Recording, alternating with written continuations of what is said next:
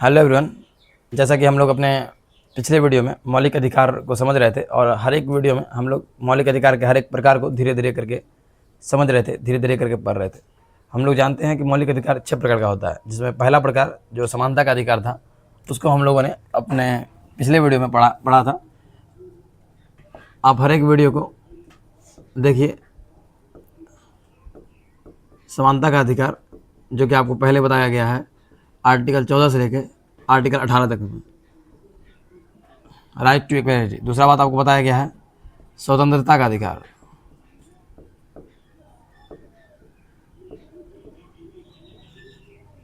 उन्हीं से बस उसके बाद आपको बताया गया है शोषण के विरुद्ध अधिकार।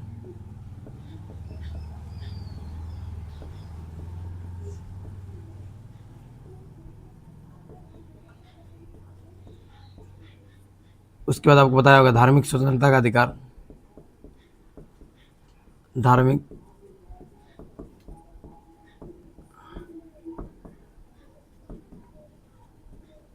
ये आर्टिकल आपको 23 और 24, ये दो आर्टिकल 25 to 28, ये चार आर्टिकल 25, 26, 27 और 28, यहाँ तक अपने हम लोग लास्ट वीडियो में बढ़िया ढंग से पढ़ चुके थे। अब हम लोग पढ़ने वाले हैं इस वीडियो में सांस्कृतिक यानी कल्चरल, सांस्कृतिक एवं शैक्षणिक अधिकार।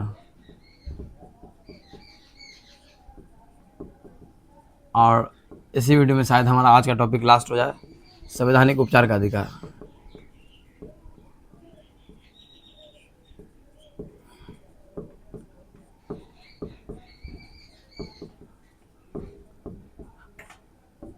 सबसे पहले ये जो अधिकार है सांस्कृतिक एवं शैक्षणिक अधिकार, आज का हमारा यही टॉपिक है और ये टॉपिक है। तो आज हम लोग इसको जो समझेंगे वो आर्टिकल आपको 29 और आर्टिकल 30, ये दो आर्टिकल में आपको समझना है। और संवैधानिक उपचार का जो अधिकार है वो आर्टिकल 32 में आपको समझना है। तो आज हम लोग ये दोनों वीडियो को देखेंगे।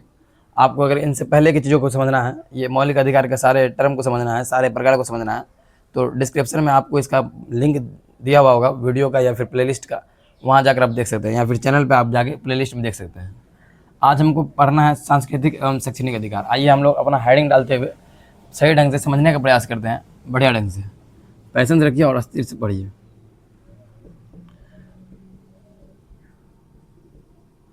सांस्कृतिक एवं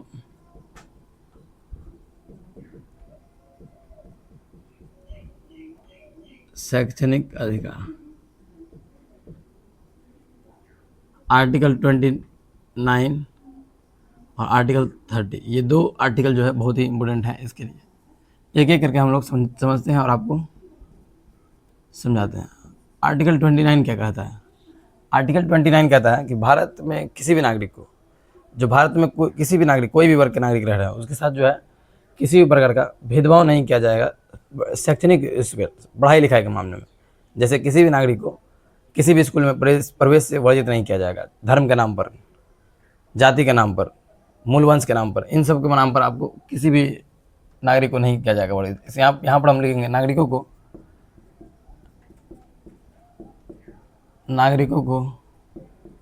को सांस्कृतिक, जैसा कि हमने बताया आपको कि किसी भी व्यक्ति को उसके धर्म के नाम पर, चाहे वो अल्पसंख्यक हो चाहे वो बहुसंख्यक हो, हालांकि अल्पसंख्यक को आर्टिकल 29 में इंट्रोड्यूस नहीं किया गया है। यहाँ पर हम लोग को समझना है नागरिकों के सांस्कृतिक और शैक्षणिक अधिकार की रक्षा। ये जो आर्टिकल है ये कहता है कि शैक्षणिक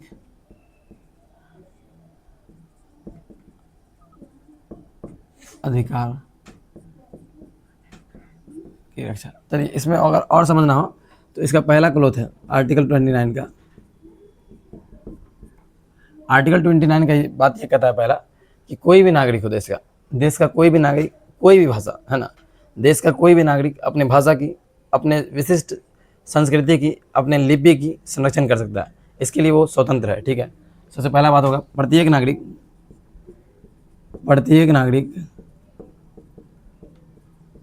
अपने लिपि, भाषा व संस्कृति को मान सकता है।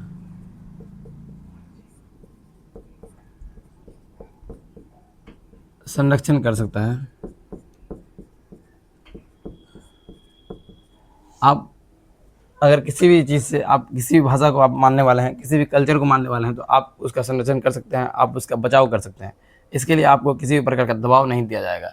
ये आर्टिकल 29 के तहत होता है। और आर्टिकल जो 29 का सेकंड क्लॉज कहता है, आर्टिकल 29 का क्लॉज 2 यहाँ पर कहता है कि सरकार या सरकार के धन से चल रहे सरकार के धन या सहयोग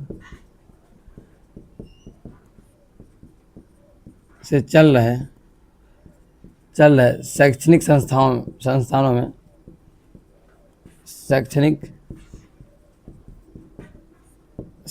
में किसी भी धर्म, जाति, मूल वंश और वर्ग के आधार पर प्रवेश वर्जित नहीं किया।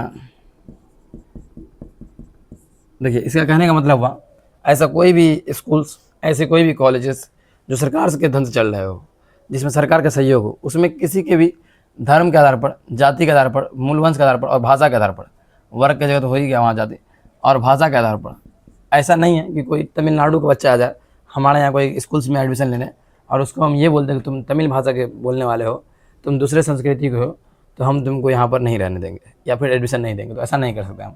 हाँ, यहाँ पर एक चीज़ बहुत यहाँ पर कॉमन समझने वाला है, धर्म, जाति, लिंग आप मत बोल दीजिएगा, क्योंकि लिंग इसमें नहीं है। लिंग नहीं, यानी कि लिंग मतलब क्या, लिंग नहीं, लिंग के आधार पर आपके साथ भेदभाव किया जा सकता है। ये महिला कॉलेज है और ये पुरुष कॉलेज है, इस तरीके से भेदभाव किया जा सकता है। लेकिन इसमें जो है आपके धर्म के नाम पर, आपके जाति के नाम पर, आपके मूल वंश के नाम पर ऐसा कोई कॉलेज जो सरकार के धन से चल रहा हो, सरकार के सहयोग से चल रहा हो, या राज्य के सहयोग से चल रहा हो, या राज्य के धन से चल रहा हो। राज्य मतलब तो इंट्रोड्यूस कराया था आर्टिकल 20 में, आपको समझ में आ गया होगा कि राज्य शब्द का मेन मतलब क्या होता है।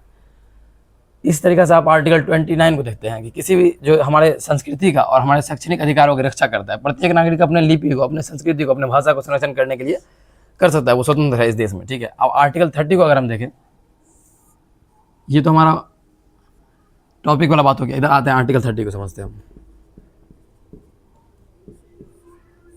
आर्टिकल 30 जो है अल्पसंख्यकों की अल्पसंख्यकों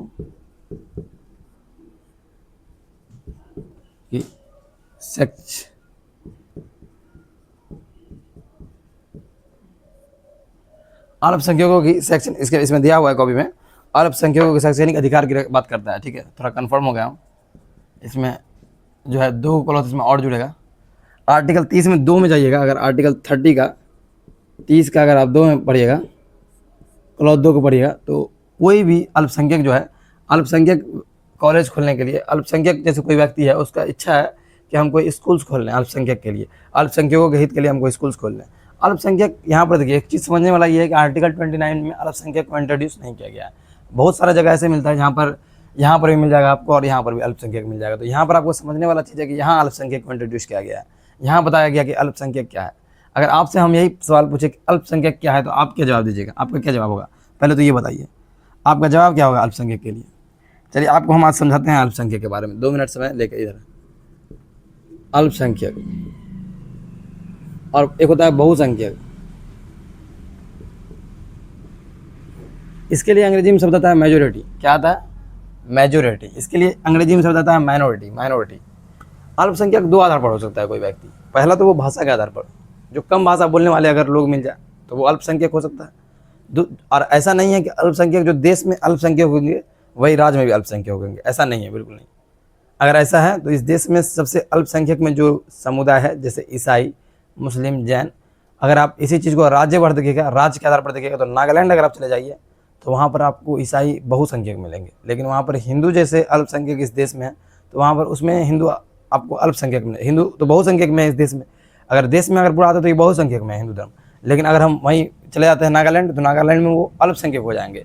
इस कथन का स्पष्ट मतलब ये हुआ कि कोई समाज या कोई भाषा बोलने वाले लोग कहीं पर अल्पसंख्यक अगर हो सकते हैं तो कहीं पर बहुसंख्यक भी हो सकते हैं, या कहीं बहुसंख्यक है तो कहीं अल्पसंख्यक भी हो सकते हैं। ये प्रूव करता है इस बात को।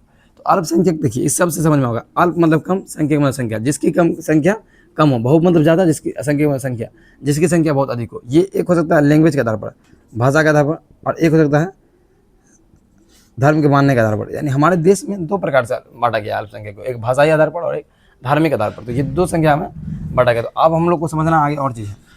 एक चीज़ बताइए आप, देश में अल्पसंख्यक कौन कौन है? अभी देश में कौन कौन अल्पसंख्यक है? आप कमेंट कर सकते हैं इस चीज़ को। देखिए, राष्ट्रीय अल्पसंख्यक जो योजना, राष्ट्रीय अल्पसंख्यक जो अधिनियम आया 1992 में, उसके आधार पर देश में अल्पसंख्यक जो है वो कौन कौन, यहाँ दिखाई दे रहा है इधर बोर्ड, हम दिखाई दे रहे हैं। राष्ट्रीय अल्पसंख्यक 1992 के तहत ईसाई, मुस्लिम, सिख, जैन नहीं डालना आपको, यही तो दिक्कत है, बौद्ध, पारसी। आप कहिएगा सर जैन क्यों नहीं डालें? तो यहाँ पर समझिएगा, जैन जो है, जैन भी अल्पसंख्यक में है, लेकिन जैन धर्म जो है अल्पसंख्यक में 2014 यानी 2014 में जोड़ा गया है, ठीक है। और ये सब जो है ये 1992 में राष्ट्रीय अल्पसंख्यक अधिनियम के तहत ये सब आया है, ठीक है। तो ये सब अल्पसंख्यक, अभी देश में 6 धर्म ऐसा है जो अल्पसंख्यक में है, ठीक है। अब हम लोग यहाँ पर समझते हैं। और 30 का क्लॉज 2 क्या कहता है? 30 का क्लॉज 2 कहता है अल्पसंख्यक अपने पसंद से, अल्पसंख्यक अपने पसंद से शिक्षण वो आया है क्या?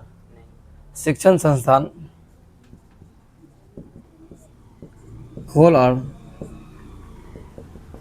और चला सकते हैं। बहुत ही पैसेंस रखते हुए हमने आपको इस चीज़ों को समझाया, आप भी समझने का प्रयास कीजिए। अल्पसंख्यक लोग जो है अपने इच्छा के अनुसार जो है, अपने पसंद के हिसाब से जो है, वो पसंद के अकॉर्डिंग क्या रखेंगे, शिक्षक संस्थान खोल सकते हैं या फिर चला सकते हैं। ये बात आर्टिकल 30 का 2 कहता है। इसीलिए देश में बहुत सारे मदरसे हैं, जो मदरसे सब चल रहे हैं, ठीक है। और भी बहुत सारे जैन धर्म भी अपने अलग स्कूल्स बना देता है, अलग अपना जैन बच्चों के लिए स्पेशल। ईसाई धर्म भी अपना अलग स्कूल्स बना देता है, वो ईसाई बच्चों के लिए स्पेशल। तो वो एक अलग चीज़ है, उसको समझेंगे हम लोग आगे। बहुत बड़ा चीज़ है वो, एक बहुत बड़ा ही टॉपिक है। किसी भी धर्म के बारे में पढ़ना, फिर उसको एनालिसिस करना, समझना, वो अपने आप में बहुत बड़ा टॉपिक है।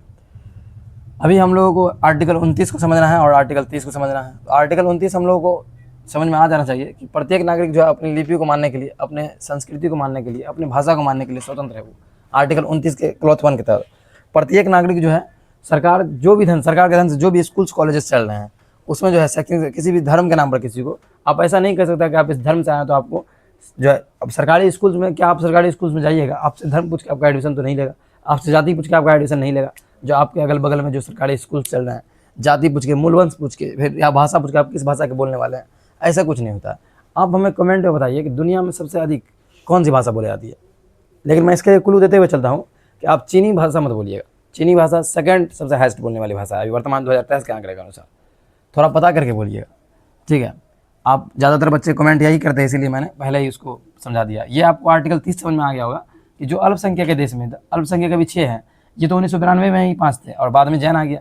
वहाँ पर 2014 में जैन जो धर्म जो अल्पसंख्यक में जुड़ा, उसके पीछे भी एक अपना ही फैक्ट है। उस समय चुनाव वगैरह का समय होने वाला था, तो कांग्रेस को उससे फ़ायदा होता, तो वो उस समय उसको अल्पसंख्यक में जोड़ा गया था, माइनॉरिटी में जोड़ा गया था। अल्पसंख्यक जो भी है यहाँ देश में, अल्पसंख्यक हमारा इंडिया में मेनली क्या होता है, अल्पसंख्यक मतलब क्या, मुस्लिम। लोगों के दिमाग में आता नहीं, ऐसा नहीं है।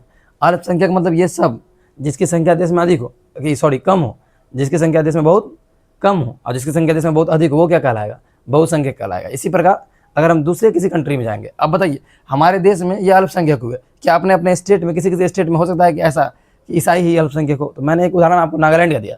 नागालैंड में ईसाई अल्पसंख्यक नहीं है, वहाँ बहुसंख्यक में है। तो इस चीज़ को आप समझने का प्रयास कीजिए कि ऐसा नहीं है जो देश में अल्पसंख्यक है वही राज्य में भी अल्पसंख्यक होंगे। राज्य में हो सकता है कि वो बहुसंख्यक हो जाए, ठीक है। और भाषाई आधार पर भी आगे पीछे हो सकता है।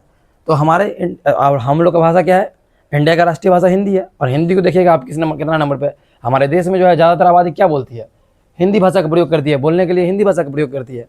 और जब बोलने के लिए हिंदी भाषा सबसे अधिक लोग बोलते हैं, तो हिंदी जो भाषा हुआ वो बहुसंख्यक हुआ या अल्पसंख्यक? तो आप कहिएगा बहुसंख्यक। तो इस तरीक़ा से आपको समझना होगा कि फर्स्ट सबसे ज़्यादा बोला जाने वाला लैंग्वेज हमारे देश में हिंदी है, ठीक है। उसके बाद आपको समझना होगा कि बंगाली भी हमारे देश में बोला जाने वाला लैंग्वेज बहुत ज़्यादा लोग बोलते हैं उसको। इंग्लिश भी बोलते हैं। आप देखिए, आप नागालैंड चले जाइए, तो नागालैंड में ज़्यादातर क्या रह रहे हैं, ईसाई रह रहे हैं, तो क्या हिंदी बोला जाएगा वहाँ? कभी नहीं। वहाँ पर ज़्यादातर लोग क्या बोल रहे हैं, इंग्लिश बोल रहे हैं, तो वहाँ पर इंग्लिश हो जाएगा मेजोरिटी में, वहाँ पर हिंदी आ जाएगा, इसमें माइनॉरिटी में आ जाएगा। तो इस बात को आपको समझना होगा कि देश में जो चीज़ अल्पसंख्यक बहुसंख्यक में, वो राज्यवर भी चेंज हो सकता है, बदल सकता है। मैं यही समझाने का प्रयास कर रहा हूँ आपको। तो ये अल्पसंख्यक वर्ड आपको समझ में आ जाना चाहिए आज के बाद। और अल्पसंख्यक अपने पसंद से शिक्षण संस्थान खोल सकते हैं और उसको चला सकते हैं, उसमें शिक्षा दे सकते हैं, ठीक है। अब आर्टिकल 20 और 30 पढ़ने के बाद आर्टिकल 31 कहिएगा सर जी आप नहीं पढ़ा है, तो लाइए आप उसको भी बताते हैं। आर्टिकल 19 का एफ आप पढ़े हैं? आर्टिकल 19 का एफ आपको बोले होंगे कि आर्टिकल 19 का जो एफ है वो कटा हुआ है, ठीक है। कटा क्यों है? वो संपत्ति का अधिकार है। क्या है? संपत्ति का अधिकार। शायद वो पैतृक संपत्ति का वर्णन करता है। वहाँ यहाँ हमको दिख रहा है जैसा जो इसमें आर्टिकल 31 में और आर्टिकल 19 में दोनों में समानता नजर आएगा, ठीक है। वहाँ पर अर्जित संपत्ति और यहाँ पर पैतृक संपत्ति, यानी कि आर्टिकल 31 जो है उसको भी हटा दिया गया है, 300 का में डाल दिया गया उसको संपत्ति का अधिकार से हटा के, यानी उस अधिकार से हटा के मौलिक अधिकार से हटा के कहाँ डाल दिया है? कानूनी अधिकार में। आप ये बात समझिए कि जो मौलिक अधिकार है सरकार उसका हनन नहीं कर सकती है, लेकिन जो कानूनी अधिकार है सरकार उसका हनन कर सकती है। मौलिक अधिकार का आपका हनन जो है कोई व्यक्ति और सरकार कोई नहीं कर सकती मौलिक अधिकार का हनन। ये बात आपको समझना होगा। 19 का एफ आपको काट दिए थे उस समय। अब सेम एज ऐसे ही आर्टिकल 31 आपको बताते हैं। तो आर्टिकल 31 वही संपत्ति का अधिकार है। तो कैसा संपत्ति का अधिकार? दोनों सेम नहीं है। वो संपत्ति था, संपत्ति का अधिकार, ये पैतृक संपत्ति का अधिकार है। तो इस बात को समझिए, पैतृक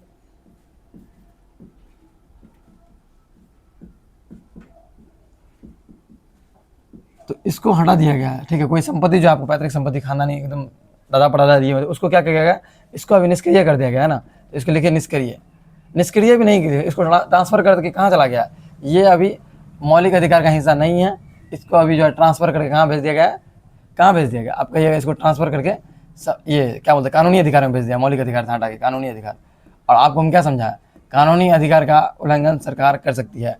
कानूनी अधिकार आपसे छीना जा सकता है, लेकिन मौलिक अधिकार आपसे कभी नहीं छीना सकता है। कोई व्यक्ति और सरकार भी नहीं छीन सकती है। आपके मौलिक अधिकार का अगर उल्लंघन होगा तो आप उसके लिए कहाँ जा सकते हैं? सुप्रीम कोर्ट जा सकते हैं। आपको यही बात आगे समझा रहे हैं। आर्टिकल 30, आर्टिकल 31, आर्टिकल 32 डालने से पहले हमारा हेडिंग क्या होना चाहिए? संवैधानिक उपचार का अधिकार। तो यहाँ पर आइए डालते हैं हम लोग। दिख रहा है बाबा यहाँ पर?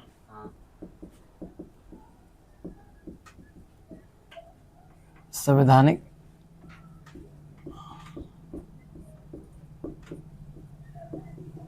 वीडियो थोड़ा लंबा जाएगा, आप लोग आराम से देखिए इसको, पूरा बात ही खत्म करते हैं आज। आर्टिकल 20, आर्टिकल 32, ठीक है। संवैधानिक उपचार का अधिकार कहने का मतलब क्या हुआ कि अगर आपके मौलिक अधिकार में कोई उल्लंघन कर रहा है, अगर आपके मौलिक अधिकार का कोई दिक्कत है क्या? अगर आपके मौलिक अधिकार का कोई हनन कर रहा है, छीन रहा है, तो आप मौलिक अधिकार को बचाव के लिए, अपने मौलिक अधिकार को हनन होने से बचने के लिए या उसको इसके लिए आप केस कर सकते हैं, उस पर उसके खिलाफ आप बजा सकते हैं। कहाँ तक? सुप्रीम कोर्ट तक जा सकते हैं, ठीक है। मौलिक अधिकार के हनन होने पर सुप्रीम कोर्ट तक जाना। मौलिक अधिकार अगर कोई हनन करे, अगर कोई हनन करे यानी आपका मौलिक अधिकार का कोई छीने, तो आप सुप्रीम कोर्ट जा सकते हैं। सुप्रीम कोर्ट में उसका फाइल दायर कर सकते हैं आपका। फिर वहाँ सुप्रीम कोर्ट है ना, ऐसी मतलब क्या? सुप्रीम कोर्ट, ठीक है। यही बात पर आप कमेंट कर दीजिए कि सुप्रीम कोर्ट जो है, सुप्रीम कोर्ट के अभी मुख्य न्यायाधीश यानी CJI of India, chief justice of India कौन है अभी? Who is the CJI of India? CJI, ये आप लोग कमेंट में इसका आंसर मारिए फेंक के।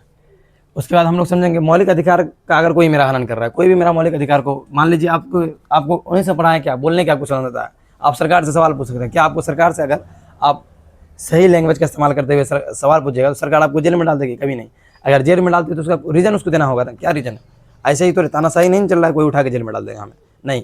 सरकार से हम जो कानूनी तौर, जो कानून हमारा बता रहा है, जो कानून में मेरा व्याख्या किया गया, उस आधार पर आपको काम करना है और इस तरीक़ा से, ठीक है। शांतिपूर्वक हमको धरना देने का है। आपको पढ़ाए हैं हम, आर्टिकल 19 में ही पढ़ाए हैं कि शांतिपूर्वक आप धरना दे सकते हैं, धरना प्रदर्शन कर सकते हैं। अभी आप हाल में क्या चल रहा है? अभी आप देख रहे हैं हाल में जंतर मंतर पर सोनम वांगचुक का देख रहे होंगे, धरना चल रहा है, धरना प्रोटेस्ट कर रहे हैं। सरकार उसको जेल में डाल देगी उठा के? नहीं डाल सकती सरकार उसको, ठीक है। इसलिए नहीं डाल सकती, उसका मौलिक अधिकार है। सरकार उसको अगर उठा के जेल में डाल देगी तो उसका मौलिक अधिकार का हनन हो जाएगा, समझे? तो इसलिए वो नहीं करा रही है। तो ये चीज़ आपको समझना होगा। अगर मेरे मौलिक अधिकार का कोई हनन करने का प्रयास करेगा, जब मैं अपने कानून पर रहूँगा, अपने संविधान पर मैं टिका हुआ रहूँगा, संविधान के, ऐसा तो नहीं कर रहे हैं वहाँ पर सोनम वांगचुक जी जो जंतर मंतर पर प्रोटेस्ट कर रहे हैं तो किसी को मार रहे हैं, किसी को पीट रहे हैं या कोई भी क्षति कर रहे हैं, किसी भी चीज़ का परिवहन रोक रहे हैं, यातायात रोक नहीं, जंतर मंतर पर परमिशन लेके वो क्या कर रहे हैं? धरना दिए हुए हैं अपना आराम से। आज उनका 19वां दिन शायद हंगर स्ट्राइक का है उनका, सरकार उसको सुन नहीं रही है, वो अलग बात है। आर्टिकल 32, अब हम लोग को बचा क्या? कुछ नहीं बचा। हमारा 6 प्रकार, जितना भी प्रकार था हम मौलिक अधिकार में सब हम आपको बता दिए, इसमें कुछ नहीं बचा। आप जो है वीडियो को शुरू से देखिए, हर 10 मिनट 15 मिनट, हर 10 मिनट 5 मिनट 8 मिनट का वीडियो है, जिसमें हर एक प्रकार को बताया गया है, काफ़ी अच्छे से डिक्लेरेशन से बताया गया है। आप समझने का प्रयास कीजिए, नोट बनाइए, बढ़िया से बनेगा। अब कहिएगा सर 32 तक यहाँ बताए थे आप, आर्टिकल 12 से 35 तक 2 आर्टिकल उधर छूटा, 3 आर्टिकल इधर, यानी 5 आर्टिकल है। भी 2 आर्टिकल तो पढ़ाई दिए उधर। तो आर्टिकल देखिए, आर्टिकल 33, 32 तो हो नहीं गया, 33, आर्टिकल 34 और आर्टिकल 35, ये बहुत ही आसानी से आप समझने का प्रयास कीजिए। क्या है देखिए, कुछ खुफिया, कुछ देखो बड़ा बड़ा लिखना होगा यहाँ पर, फिर बच्चा को समझ में नहीं आएगा, फिर कमेंट करेगा, ठीक है। तो यहाँ पर इस चीज़ को हम सुधार लेते हैं। पहले अपने गलतियों से हमेशा सीखने का प्रयास कीजिए। आर्टिकल 33, 32, 33 देखिए, कुछ खुफिया एजेंसी में अगर हम काम कर रहे हैं तो हमारा कुछ फंडामेंटल राइट के साथ, यानी मौलिक अधिकार के साथ समझौता हो सकता है। वहाँ पर मौलिक अधिकार मेरा कम सकता है। इसको आपको समझना होगा कि अगर आप किसी खुफिया एजेंसी में, खुफिया विभाग में आप काम कर रहे हैं तो आपके मौलिक अधिकार में कमी हो सकती है। तो लिखिए यहाँ, कुछ खुफिया विभागों में, कुछ खुफिया विभागों में कार्यरत अधिकारियों की एफआर में कमी की जा सकती है। एफआर में कमी की जा सकती है। क्या आप इस बात को समझ पाए? कहिएगा हाँ बिल्कुल। कुछ खुफिया विभाग में, जैसे आप अगर सशस्त्र सैन्य बल होता है, उसमें अगर आप काम कर रहे हैं, कुछ सीआईडी वगैरह में सरकार का कुछ ऐसा रहा, तो उसमें आप खुफिया विभाग में हैं, आप कुछ भी गुप्तचर पुलिस में हैं आप, तो वहाँ पर आपका कुछ मौलिक अधिकार, जैसे बहुत सारा जो अधिकार है आपका, ठीक है, वहाँ पर आपको बैंड कर दिया जाएगा, रोक दिया जाएगा। तो उसके लिए आप सरकार के खिलाफ आवाज़ नहीं उठाइएगा, क्योंकि आप उसमें कार्यरत, आपसे पहले ही बता दिया जाएगा आपका ऐसे ऐसे होने वाला है, आपको आर्टिकल 33 के तहत रोक दिया जाएगा। तो आप तो कहिएगा सर आप पढ़ाए तो कहीं भी मेरा मौलिक अधिकार का हनन ही कोई नहीं कर सकता है, लेकिन यहाँ पर पहले आर्टिकल अभी पूरा खत्म ही नहीं हुआ है, पूरा डिक्लेरेशन को पढ़िए तभी समझ में आएगा ना। आर्टिकल 34 क्या कहता है? आर्टिकल 34 ये कहता है कि जो है क्या बोलते हैं इसको, कुछ खुफिया विभागों में तो कार्यरत अधिकारियों के साथ काम कर दिया। इसमें देता है मार्शल लॉ, ये मार्शल लॉ का चर्चा करता है ना। मार्शल लॉ आप समझते हैं? कितना बच्चे हैं जो मार्शल लॉ को समझते हैं? मार्शल लॉ को अगर आप पहले जानते हैं, आज से पहले मार्शल लॉ का नाम सुने हैं, तो कमेंट में जरूर लिखिएगा मार्शल लॉ के बारे में क्या जानते हो। और मार्शल लॉ के बारे में कुछ भी अगर आपको पता है कि हाँ मार्शल लॉ लगा था, तो वो बताइएगा जरूर।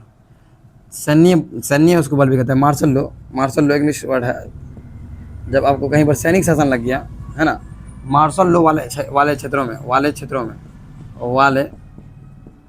क्षेत्रों में फंडामेंटल राइट में कमी की जा सकती है। कमी, जहाँ पर सैनिक शासन लग गया वहाँ पर क्या बात कर रहा है, जहाँ पर सैनिक शासन लग गया वहाँ पर फंडामेंटल राइट में कुछ कमी आपके साथ हो सकता है, तो वहाँ पर उस पर भी हल्ला नहीं करना है आपको।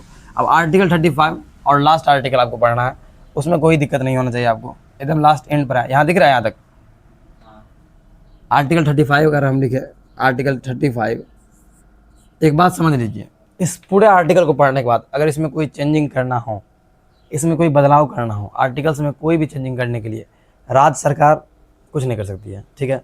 आपको ये चीज़ समझना होगा। आर्टिकल में बदलाव करने के लिए प्रधानमंत्री भी कुछ नहीं कर सकता है।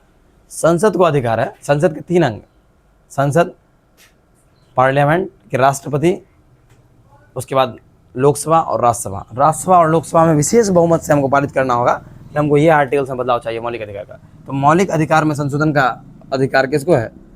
केवल संसद के पास है। मौलिक अधिकार में संशोधन का अधिकार, संशोधन का काम जो कर सकता है, संशोधन का अधिकार केवल और केवल किसके पास है? केवल संसद के पास है, केवल संसद के पास है।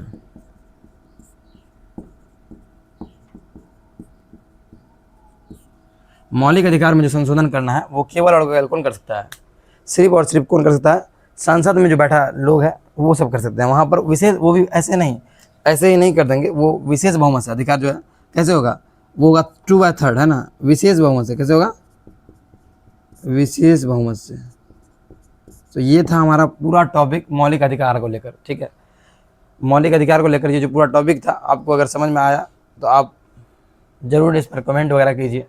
अपने दोस्तों को भी शेयर कीजिए और इस चीज़ को समझने का प्रयास कीजिए। आप अगर एक देश में रह रहे हैं तो आपको अपना अधिकार जो है पता होना चाहिए कि हमारे पास क्या क्या राइट है, क्या क्या अधिकार है। इस चीज़ को आप पढ़ते रहिए, समझते रहिए, खूब मन लगा के पढ़िए, आगे बढ़िए। और ऐसे ही इंटरेस्टिंग वीडियो सब देखने के लिए हमारे चैनल को सब्सक्राइब कीजिए, हमारे वीडियोज़ को लाइक कीजिए। Thank you.